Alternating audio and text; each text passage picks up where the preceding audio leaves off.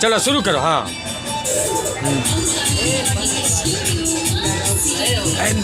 तनी रुको न भैया तनी।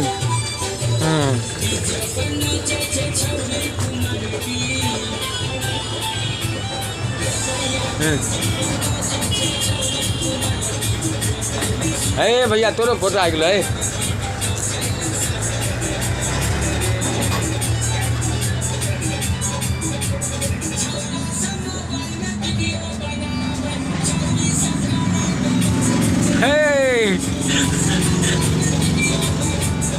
शैला बिहारी के तो चंपू है ना।